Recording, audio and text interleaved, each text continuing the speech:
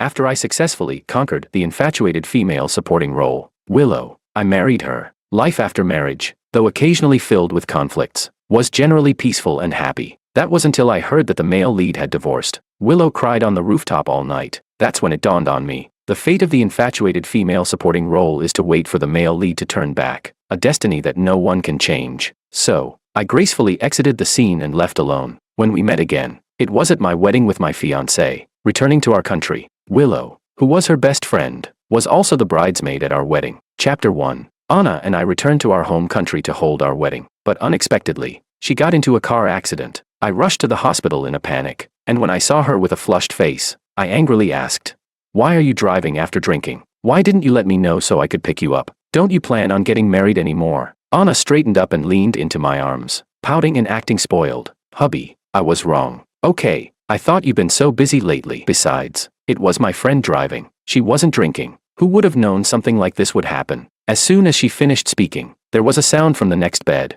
My fiancé yanked aside the curtain and said irritably, "Is she awake? Good. Then hurry up and tell my husband the truth. If he gets mad and doesn't want me anymore, you're dead." I sighed helplessly. Even at a time like this, she's still so carefree. Her friend remained silent. Anna glanced over, and just one look made her frown. She disapprovingly said, "Willow, what are you looking at?" Upon hearing this name, my heart tensed. Could it be?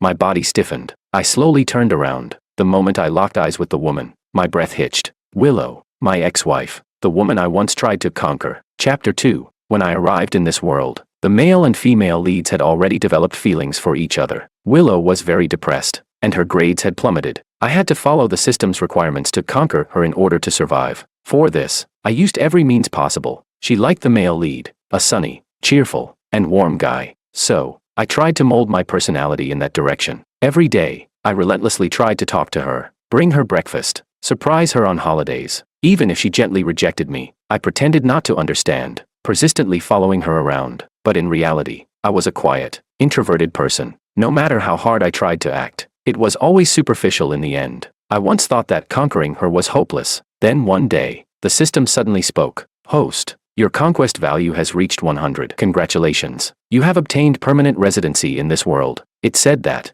then left. I couldn't figure out what caused my success. In my excitement, I still felt uneasy. I feared it was just a dream. Willow, sensitive as always, noticed my emotions. Under the sunlight, her smile was warm and gentle. She said, "George, just be yourself. I really like you." It turned out that she had already seen through the awkwardness and embarrassment I felt every time I threw myself into it. From then on, we became much more comfortable around each other. Without the conquering task, our feelings only deepened. After we graduated from college, we got married. Between work, we did chores together, watched movies together. A slow and steady life was the best way for us to live. One night, she received a call. On the other end was a low, despondent male voice. I knew who it was. The male lead, Makoto. He had divorced the female lead. Willow got up and went out, crying on the rooftop all night. Afterward, she quit her job and found a new one, leaving early and coming home late every day. It wasn't until I went to pick her up from work that I accidentally found out she was seeing him again.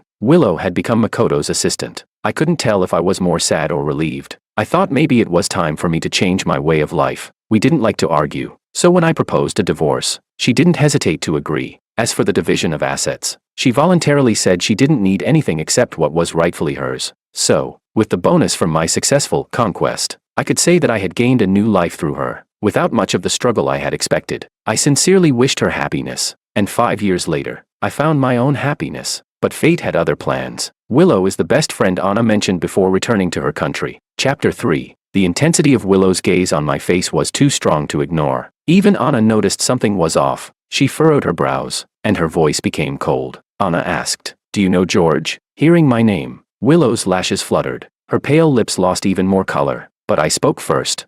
"Oh, we were high school classmates. We've met a few times." Willow's emotions quickly returned to normal. She propped herself up with one hand and sat up, giving me a polite smile. She said, "George, long time no see." Anna's expression softened a bit, but she wrapped her arm around mine. She deliberately showed off the diamond ring on her finger. It was like she was declaring ownership or perhaps issuing a warning. She shot me a glare and said, "She's not as pretty as me. Stop looking at her." I couldn't help but laugh. The tense atmosphere gradually eased. I didn't look at Willow anymore. It was as if we were just strangers who had crossed paths a few times. Anna had just a few minor scratches, nothing serious. After I finished the discharge paperwork for her, I turned around, and Willow was right behind me. Her right hand was in a cast, and she looked a little worn out. Chapter 4, I said.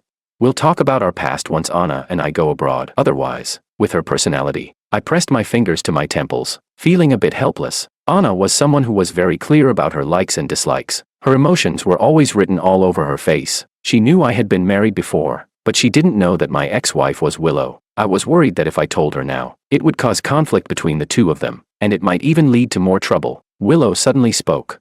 Do you really like her? Her question caught me off guard. I hesitated for a moment and replied, yeah. It still felt weird talking about this with an ex. The air went silent for a moment. I had just stood up when a man's figure rushed toward us. He passed by me and went straight to Willow, naturally pulling her in to check on her. The man frowned and said, Willow, why didn't you tell me about the car accident? Is your hand injured? Is it serious? Will it affect your work? It was Makoto. Time had passed, but he was still as handsome and charming as ever, though now with a bit more maturity and composure. Willow gently pushed him away. She said, I'm fine. Makoto paused, and only then did he notice me. His expression changed slightly, but he forced a smile. He said, George, long time no see. I nodded, thought for a moment, and decided to explain. We just bumped into each other and chatted a bit. I'm back here to get married. He nodded and said, I see. He subtly let out a sigh of relief. Willow bit her lip, and her left hand, which was resting at her side, curled slightly. Chapter 5. That evening, Anna leaned against me while we watched a horror movie. The plot was so boring that neither of us was very interested. I wasn't sure whether I should tell her now, but Anna suddenly spoke up. She said, let's not have Willow as my maid of honor. I inexplicably breathed a sigh of relief. I asked her, what's wrong? Anna nudged my neck with her nose. She said, she's injured, it's inconvenient, and it has bad connotations. It might even jinx our perfect love. I looked at her in surprise. You're so superstitious, she snorted. You don't understand a woman's intuition, she added, and the way she looks at you is off. If I weren't so sensitive, there'd be no need to continue calling her a best friend. I expressionlessly turned my gaze away. It seemed better to wait until after the wedding to talk about it. Anna had been living abroad for a long time. Now that she was back, of course, she wanted to catch up with her friends, but I didn't want to see Willow again. I barely went. Actually, when we first got married, hardly anyone knew. Neither of us liked attention, so we went straight to our honeymoon, treating it as a destination wedding. We didn't even show ourselves on WeChat. It was almost like we were secretly married. After being rejected so many times, Anna gave me a pitiful look and said, hubby, just go with me once, please. Otherwise, I'll be so lonely. I raised an eyebrow. Aren't you afraid I'll run into Willow? She shook her head. I didn't invite her. She's just an old friend from high school. I don't know her. I couldn't resist her almost tearful look, so I agreed. When we entered the private room, sure enough, there were only unfamiliar faces. I relaxed. I listened as they joked about Anna's embarrassing moments. The atmosphere was warm and cheerful, until Willow pushed the door open. Makoto followed her in, looking like he hadn't stopped her. Chapter 6. When Anna saw that Willow came with Makoto, her expression softened a bit. Anna scolded. Your injury's not healed. Why are you running around? But Willow replied coldly. It's not my leg that's hurt, so why can't I walk? There was a hint of tension in her words, and, of course, when she said this, her gaze fell on me. The room fell silent. No one knew what was happening. Anna furrowed her brows, blocking Willow's gaze, and, holding back her temper, said, how did you know we were here? A voice from outside the door suddenly interrupted, full of mock reproach. Of course, I told her, that brat. I've invited you so many times, but you never show up. Now that you have a man, you don't need us old friends anymore. Huh. I tightened my breath. It was one of the few people who knew that Willow and I had been married. I looked up and locked eyes with Freya. She staggered in surprise. Her mouth dropped open. What the hell? George, it's you. Anna turned her head, her expression icy. You know him. Freya realized something was wrong and tried to cover it up. She stammered. We've met a few times, just surprised, that's all. Haha. Anna's lips turned pale, her fingers gripping the corner of her clothes, her body stiff as a drawn bow. Someone tried to step in to smooth things over. Unexpectedly, Anna didn't press further. She said, it's too late today. We'll skip the next round. I'm going home with my husband now. I stood up and took her outstretched hand. Feeling her tight grip, I realized how angry she truly was. I kept a calm expression, offering an apologetic smile to everyone. I said, sorry, we'll catch up another time. Willow's gaze moved away from our tightly held hands. She seemed like she had been drinking, her eyes red. She said, he's my ex-husband. Chapter 7. Her calm voice was like a spark falling into a powder keg. It ignited the anger that was already about to boil over. Anna suddenly yanked her hand away. She slapped Willow hard across the face, breathing heavily. She yelled, "Why are you bringing this up now? What are you trying to say?" Makoto stepped in front of Willow, frowning. "Anna, what are you doing?" Willow's still injured. Anna pulled her hand back and coldly sneered. "She's trying to seduce my husband. She deserves it." Makoto pointed at Anna angrily. "Are you out of your mind? What nonsense are you talking about? They're in the past. You all grew up together." Makoto glared at Anna, but Willow brushed him off. Her gaze moved past the crowd, landing squarely on my face. Our eyes met, and the calmness was gone. "It's not the past," she said. Her voice was soft, almost as if she were speaking to herself, but it was clear enough for everyone to hear. The room was deathly silent. Freya covered her face, unable to watch. Makoto looked at her in shock. His face turned pale, his lips trembling, but he still couldn't speak. Willow stood up and walked toward Anna. She ignored the swelling on her cheek, her eyes filled with a frustration I had never seen before. She bit her lip and said, "Trying to seduce your husband," she continued. "He was my husband. You're the one who ruined someone else's marriage." Anna, burning with rage, shouted, "Willow, go to hell." In the next second, she slapped her again. Each slap was harder than the last, although Willow's hand was in a cast, making her unable to fight back. She wasn't willing to give up, constantly cursing. The two of them tore into each other right in front of everyone. This time, Makoto didn't intervene. Freya rushed forward to separate them, her face full of concern. "Stop, Anna. Willow's still hurt. What if you make it worse?" When her attempts to stop them failed, she looked at me for help. "George, please, make your wife stop." I coldly smiled. I said, "Let them continue. It's better if one of them gets knocked out." Both of them instantly froze. Chapter 8. The cool night breeze carried the salty scent of the river. It helped to disperse some of the anger that was still burning inside me. I looked coldly at the woman across from me, still injured, her face now with new marks. I asked, "Are you sober now?" She said, "I'm sorry." Willow lowered her gaze, not daring to look at me. I almost laughed in disbelief. I said, "Is this apology what I wanted? I thought I made myself clear that day." I inhaled deeply. I thought we both understood it was best to avoid certain situations. I had tried my best to avoid this kind of thing from happening. But what did she do? I looked at the shimmering river, then took a deep breath. I said, "Willow, I really don't understand what you're thinking. Why make everyone feel so uncomfortable?" Her voice choked. "I don't understand either. Just like I don't understand why you could leave so calmly back then. 5 years, with no word from you." Willow lifted her gaze, and her whole demeanor seemed drowned in intense sadness. She said, "George, all these years, I've been wondering, did you really ever love me?" I was stunned. I asked, "Does it even matter to say this now?" She said, "I want an answer." Her moist eyes stubbornly locked onto mine. I glanced over at Anna, who was leaning against the car nearby. The wind picked up again, almost as if it brought her restlessness with it. Willow followed my gaze. The emotions in her eyes became even more obscure. I told her, "I once loved you. Later, you became my comfort zone, my habit, like bottled water. But it was never to the point where I couldn't let go." Chapter 9. Willow and I traveled to many countries for our honeymoon. When we arrived on a tropical island, the tour guide said it was a famous paragliding spot. This was a thrilling activity I had never tried before. The colorful arcs in the blue sky, accompanied by the cries of exhilaration. My heart raced, and my body started to heat up. I was eager to try it, but Willow grabbed my arm and said, "It's too scary. Can we do something else?" Yet her gaze never left the stunning view for a long time. I could clearly see the nostalgia in her eyes. Makoto had once shown me pictures of them growing up together. There was one of them paragliding when they were 15. I was curious. At that moment, was she afraid? Or was she secretly cherishing the unique memory they shared?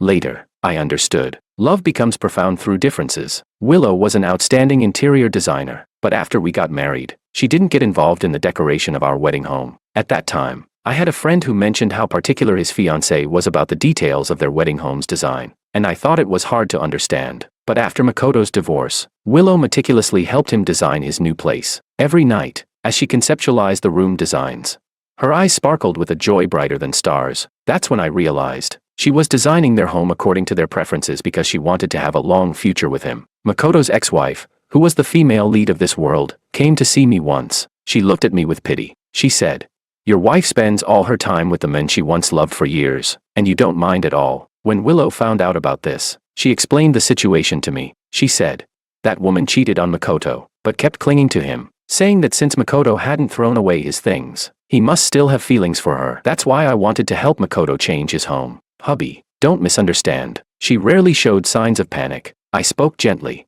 It's okay. I don't mind. Willow seemed momentarily stunned. I truly didn't mind. I've always been a passive person. I measure my feelings based on how others feel toward me. Just like her feelings toward me and Makoto always fluctuated, with some parts lighter and others heavier. My feelings for her were also like that. When Willow's feelings for me were the strongest, I loved her. Gradually, love turned into a habit, and living a simple life together seemed fine. But now, I felt more like I was embracing the freedom of breaking free from the chains. Both the male and female leads could break free from the established path and choose a different life. Why should I continue living this boiling frog life just out of habit?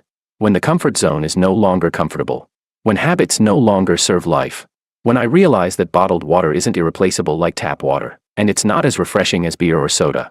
I knew it was time to change my way of life. On our third wedding anniversary, Willow had prepared a special dinner. When she saw me return empty-handed, she just frowned slightly. She said, "Tonight, it's just the two of us. I have something to say." We were still in sync, as always. My heart raced, and my body began to heat up. Just like when I saw the paragliders, except this time, I would take action. I nodded and said, "I also have something to say to you." In her expectant gaze, I smiled and pulled out a divorce agreement. I said, "Willow, let's get a divorce." Chapter 10. What did you say? Because whoever looks at you now seems like they're about to fall apart. Anna casually squeezed my hand, seeming unconcerned.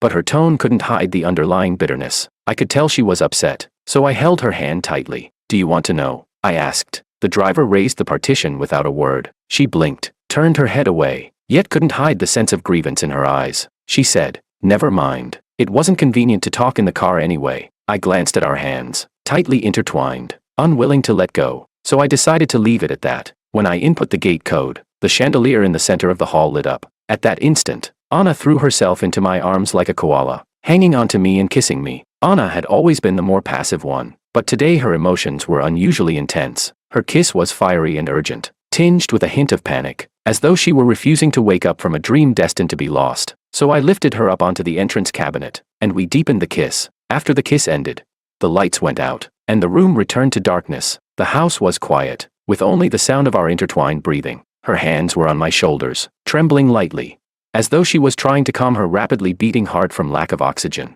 Suddenly, I felt a slight weight on my neck. A cool sensation brushed against my skin. It was Anna's tears. I asked, "What's wrong?" She turned her face away, not wanting me to see her cry. After a long time, I finally heard her soft voice. She said, "George, you won't leave me again, will you?" Chapter 11. 5 years ago, after the divorce and leaving the country, the first thing I did was complete the paragliding challenge I had once hesitated to try. Due to lack of experience, I got a bit injured on my knee after the thrilling experience, but I couldn't hide the excitement on my face. Anna reached out and helped me. That was our first encounter. We were strangers passing by, but we had a pleasant conversation. She thought of me as another extreme sports enthusiast. After adding me as a friend, she shared many videos and photos with me. We occasionally went rock climbing, surfing, and skiing together. The few months we spent together were more exhilarating than the first half of my life. Anna introduced me to her friends, slowly deepening my sense of belonging to this world. Once, after we became familiar with each other, one of Anna's close friends teased, "I've known her for so many years, with so many people chasing her, yet she's never brought anyone with her like this. You'd better hold on tight." I didn't respond to that. My previous marriage wasn't a bad experience, and I wasn't opposed to starting a relationship naturally this time. One day, during a rock climbing event, the safety gear failed, and she got stuck midair. At that moment, I couldn't explain why, but even though I was almost hit by falling rocks, I swung over and saved her without hesitation. Maybe it was the suspension bridge effect, but she kissed me on the lips the moment I saved her. A fleeting kiss. When we landed, I followed my heart and formally confessed to her. Anna's clear eyes reflected my own image. After a long while, she said, trembling, "No wonder Gina said today was my lucky day." Chapter 12. After we got together, Anna was almost always around me. She memorized all my likes and dislikes and refused to let me interfere with her daily life. Even when we were briefly apart, she would report every little detail to me. Our friends often said that her thoughtfulness and care for me were almost inhuman. They couldn't imagine how a wild, adventurous girl like Anna could be so clingy in a relationship.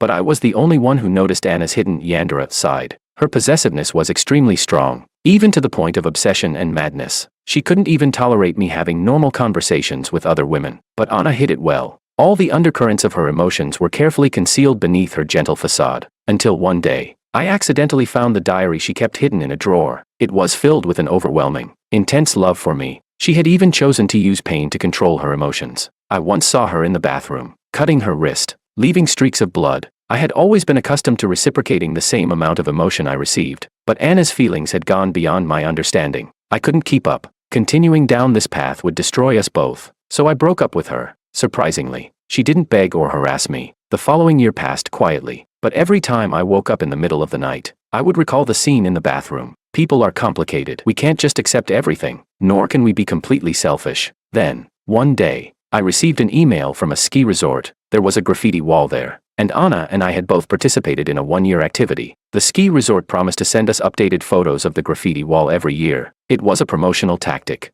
but also carried beautiful memories. I opened the email and stared at it for a long time. There were no traces of other visitors. It had become Anna's personal diary. The email was filled with detailed records of her life each week. She said she had listened to me and went to see a therapist. She said she had adopted a large orange cat and spent her free time taking it out to enjoy the sun. She said she had collected many rare horror films and hoped that one day we could watch them together. She said her cooking skills had greatly improved, and her friends all praised her. She said her wounds had scabbed over, and she wouldn't hurt herself anymore. A lump seemed to form in my chest, making it hard to breathe. I wasn't sad when I divorced Willow. I wasn't sad when I broke up with Anna either. So why now? All of a sudden, the sorrow hit me after the fact, threading through my heart. It turned out, I missed her too. Chapter 13. I said, Anna, take a deep breath, and look into my eyes. She obediently followed my instructions. The warm yellow neon light from outside flowed through the floor-to-ceiling windows, illuminating her current helpless and fragile state, as if she were falling into an abyss. I cupped her face in my hands, speaking slowly, each word deliberate. It's precisely because I love you so much that I decided to wait until after the wedding to tell you this. You're afraid I'll leave you, and I'm afraid that because of my past, you'll hold it against me. Anna's wet eyes filled with confusion. She sniffled and said, You know I'd never think like that. I said, Of course I know. I knew her too well. She would only fall deeper into anxiety, constantly fearing that I would leave her, and at its worst, she might hurt herself again. All I could do was give her enough security. I said, But I don't want anyone to influence our wedding. You wanted to know what I said to Willow, didn't you? Anna tightly pressed her lower lip, lifting her head to look at me. I said, I told her I love Anna very much, and I hope you stay away from us. Don't try to sow discord between us. I asked, Now do you understand how much I love you? Her eyelashes fluttered, as if she had become shy. She weakly leaned into my arms, responding softly. I asked, Still worried? She nodded, her voice filled with grievance.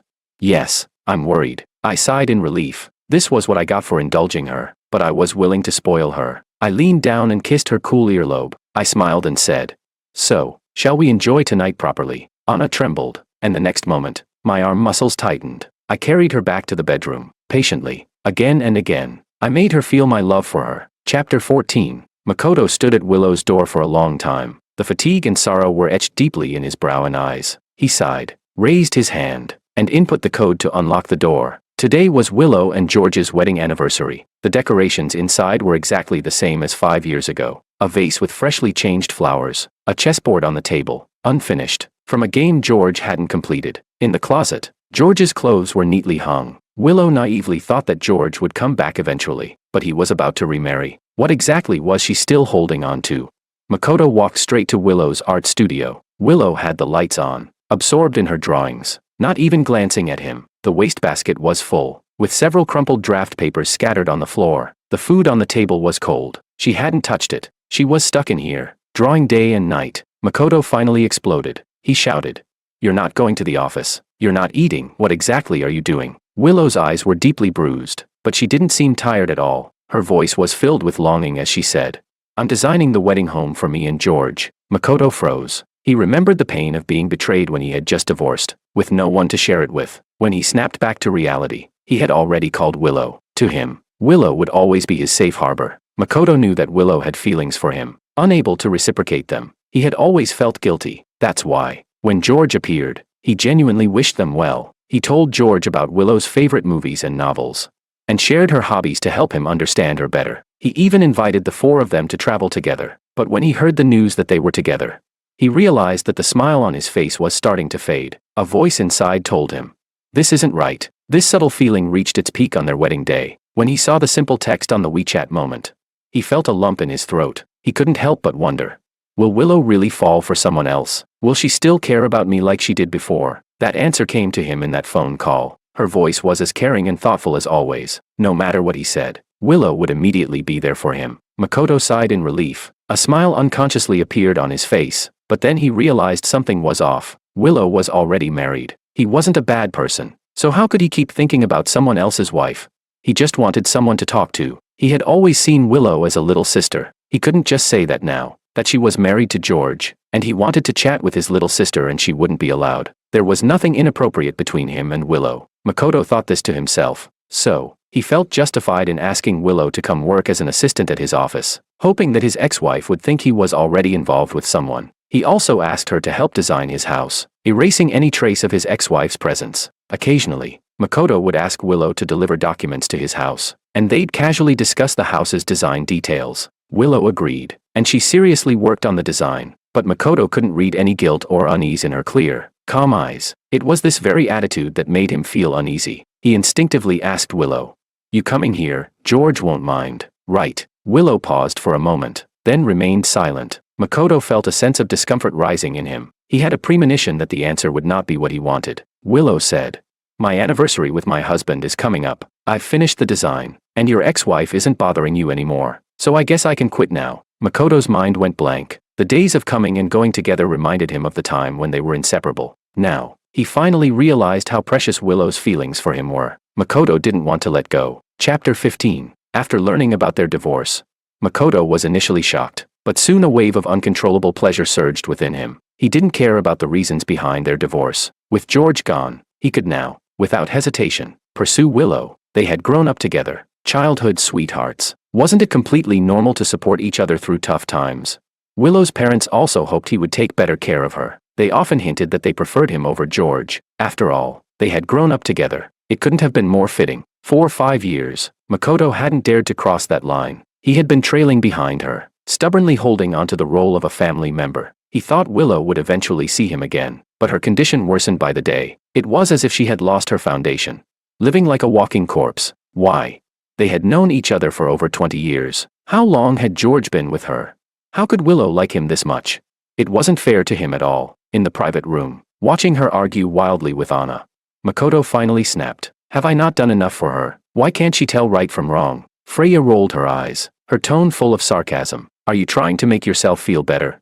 If it weren't for you, would they have divorced? Stop lying to yourself and don't make other people the fool." He lied to himself. Wasn't Willow the one lying to herself? For 5 years, he had humbly tried to please Willow, only to endure her humiliation. Even his ex-wife mocked him, saying, "You're no different from me." Why should he bear the blame for their failed marriage? He couldn't take it anymore. Chapter 16. The tension that had been building in Makoto's mind finally snapped with a loud crack. He kicked the table, knocking it over, then grabbed the design sketches Willow had made and tore them to pieces. Furious, he yelled, "Living like a saint while being a whore. What a joke. After all this, why are you still pretending to be pure? Are you telling me, when you found out I was married, you didn't feel anything? Are you telling me, when I invited you to be my assistant, you had no expectations? Are you telling me, when we were designing our new house, you didn't long for those moments when it was just the two of us? I don't know why you suddenly changed your attitude, but you must have wavered, right?" Makoto's words pierced through Willow's mind, each one like a needle. Her head throbbed painfully, and her stomach churned. She couldn't stop herself from bending over and gagging. Her body was so weak, she seemed to be nothing but skin and bones. Her throat felt like it was blocked with a lump of cotton. She couldn't throw up, nor could she swallow. Even breathing felt like torture. Willow slowly looked up at Makoto. With red-rimmed eyes, she spoke slowly. "Yes, I did waver, but before I could even reflect on what I had done, he had already given up on me. I don't even know when his love for me started to disappear. Do you know how terrified I was in that moment?" Makoto had never seen her like this, so pitiful. He couldn't help but feel sorrow for himself. He said, "How long are you going to hold on? George is getting married to your best friend. You can't change that fact." Willow screamed hysterically. "Anna is not my best friend. She's a thief. George is my husband. He was meant to come into this world for me." Makoto raised his fist but then lowered it. He felt that Willow had lost her mind. Chapter 17. After saying it out loud, Willow became even more resolute in her thoughts. On countless sleepless nights, she kept replaying everything in her mind. Why did George suddenly transfer to her school? Why had George's family never shown up?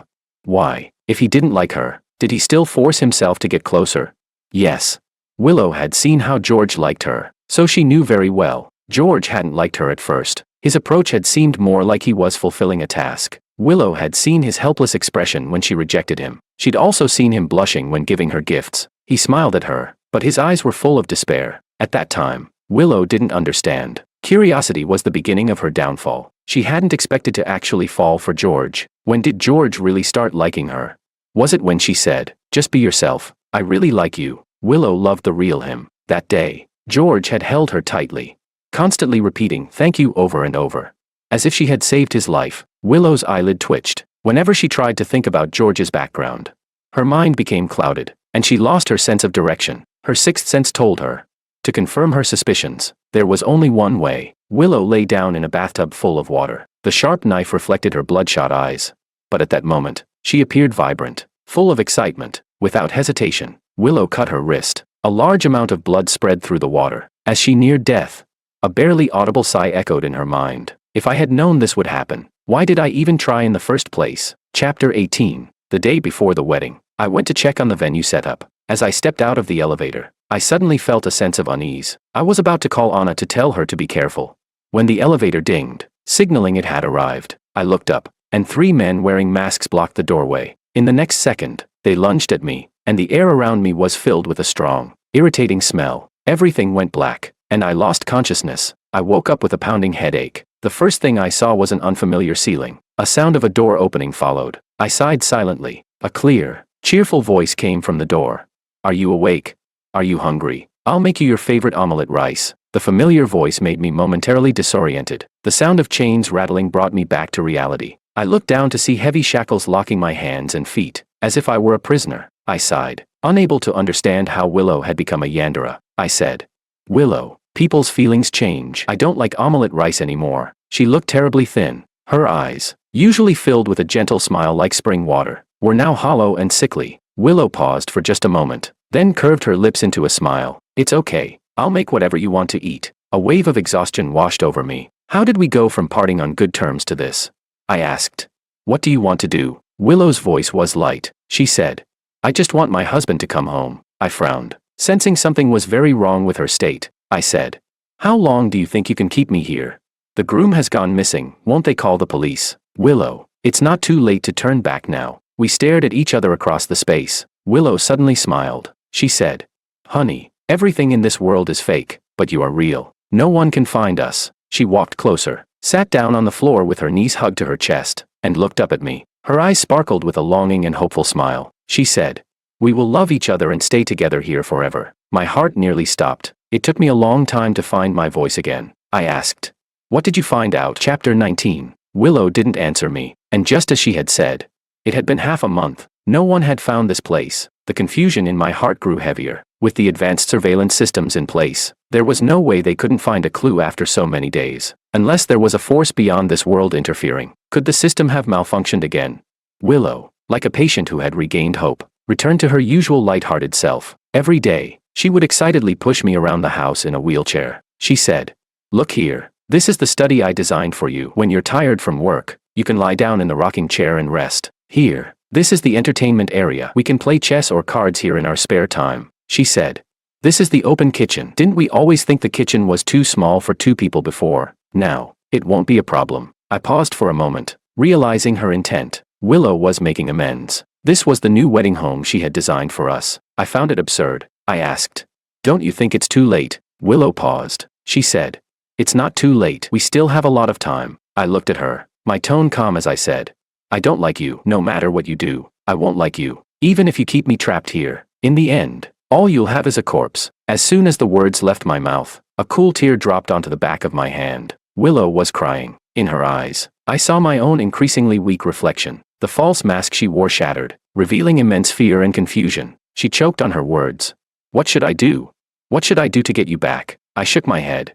"Let go. We are just strangers passing through each other's lives. There's no need to pay such a high price." But Willow shook her head violently.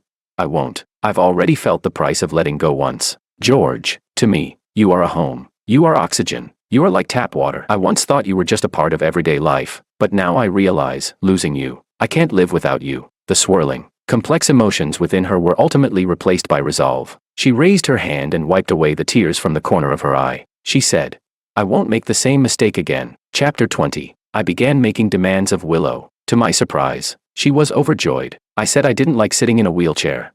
So she unlocked my shackles. But since there were supernatural forces at play, I couldn't recklessly confront her. The apartment was on the 5th floor, and she had locked the door with a high-security anti-theft system, making it impossible to break in by force. So, she was confident that, no matter how much I wanted to leave, I was helpless in my current situation. Unfortunately, Willow's impression of me was still frozen in time. 5 years ago, after she left the house again, I went to the storage room. There, I found a window that could be pried open. The wall had enough footholds for a climber. Halfway up, I suddenly heard a loud rumbling sound from the ground below. Then the ground began to shake. I watched in horror as the wall cracked open. It was an earthquake. Suddenly, I heard the familiar mechanical voice in my head again. "Host, please follow my instructions to evacuate the danger zone." I didn't have time to be shocked. I just followed the instructions. I didn't know how long I had been running, but I suddenly heard sirens. They were heading towards the building. After I stopped them, I found out that the building had collapsed. Anna and Willow had stayed behind to save me, and they were both buried in the rubble, their fates unknown. I stumbled behind the rescue team to the site. Someone urgently gestured something to me, but I couldn't hear a single word. The system said, "Host, stay calm, they're still alive." I suddenly snapped back to reality. Right, there was the system, and it could save Anna. It seemed to know what I was thinking. It said, "Saving them doesn't come without a price. You have 2 choices. Option 1, save Willow. The conquest task succeeds, and you survive. Option 2, save Anna. The conquest task fails, and you die. Your existence will be erased. Sorry, host. The interests of the conquest target come first." I didn't hesitate for a second. I said, "I want to save Anna." The system hesitated for a second. It asked, "Do you know why I chose to bind with you in the first place? Because your will to survive is strong. You refuse to die so easily. But now, you're willing to give up your life for an insignificant bystander. George, have you lost your mind?" I was surprised to hear a fluctuation of emotion in its mechanical voice. I chuckled softly, my tone calm. I said, "What do you know?" Chapter 21. I've had a congenital illness since childhood. I couldn't jump, couldn't run. Even walking a few extra steps would leave me breathless. While the other children played wildly, I could only read or play chess, although I often had to take sick leave. I still liked going to school. There was a youthful energy there, something unique to my age. Unlike the dead, sterile ceiling of the hospital, the other kids were friendly to me. They privately called me young master. They admired my good family background, praised my manners, and said I was kind to others, but that was all. They would push and shove each other, but always acted cautious in front of me, afraid they'd hurt me. I had no friends. No one would be my friend. As my health continued to decline, I had to drop out of school and move into the hospital. Apart from taking medicine and undergoing tests, the most I could do was sit in a wheelchair and watch the dying tree outside my window. My parents visited me less and less. They had a new child. It was supposed to be a happy thing, but it only made me feel lonelier. Finally, after the last leaf fell from that tree, I slowly closed my eyes. The tree could wait for its rebirth next year, but I would never see the spring of my 17th year. Chapter 22. I was already dead in my original world. Even if I succeeded in my conquest, I couldn't go home. I had already accepted the gift of fate, marrying Willow and living a simple, quiet life. It was their detachment that gave me new inspiration. I didn't want to just get by anymore. I wanted to live a completely different life from before. I wanted to love someone with all my heart and also be loved back with all of theirs. Fortunately, I got both. I said, "What do you know?" I told the system. From the moment I closed my eyes, I was already dead. Coming to this world, no matter how long I live, is a bonus. Anna is not just some insignificant passerby. She is my lover, my wife. If I can save her, I've won. As soon as I finished speaking, a light appeared in the distance. It was the location where Anna was. I shouted to the rescue team. I heard her voice. While running, my knee was scraped by rebar, and my legs were cut by debris. The pain didn't slow me down in the slightest. I had to get to her in time. When the rescue team and I finally moved the debris off of her, Anna's hoarse voice also came out. She was calling my name. Luckily, she only had some scrapes and bruises. I breathed a sigh of relief and rushed to hold her tightly. I said, "Anna, I'm fine. Relax." Hearing my voice, she finally relaxed. Her voice trembled as she said, "Honey." My fingers traced her beautiful brows and eyes carefully. As I smiled, tears began to fall. I said, "Wife, let's go home." I steadily picked Anna up in my arms. The long period of darkness finally cleared at that moment. She nodded and said, "Okay, let's go home." Chapter 23. Willow, you've lost the bet. Willow discovered the secret of this world. to prevent her from committing suicide. The system reluctantly made a deal with her. They made a bet. 1 month later, Willow would have to make George choose to save her at the moment of life and death. After all, to survive, he had once completed the conquest task even though he didn't like her. This time, it would be the same. Willow was confident, but she was wrong. The system made her hear the full conversation. He would rather give up his life than save her. He would save Anna. Willow's pupils trembled violently. At the same time, a dull pain spread across her chest. Why did Anna deserve such precious feelings? She had come first. After all, George had come to this world for her. Willow's unwillingness turned into a tear at the corner of her eye. The system was merciless. According to the bet, your protagonist aura will be revoked, and your life and death will no longer affect the world's operation. George had already completed the conquest task. No matter what he chose, he would not be erased, but his resolve still shook the system. As compensation for deceiving him, he and Anna would live a smooth, trouble-free life for the rest of their days. The moment Willow's protagonist aura disappeared, a stone slab fell down. This also attracted the attention of the rescue team. She was seriously injured, fell into a coma, and was rushed to the hospital. In the final second before losing consciousness, she thought, if I had a second chance, would the outcome be different? Chapter 24. Willow woke up in the hospital, but the people here seemed unable to see her. She could only drift around like a lost soul. Suddenly, her gaze was fixed on something, and she couldn't look away. The person sitting in the wheelchair had a pale face, like paper. He weakly stared at the withered tree outside the window.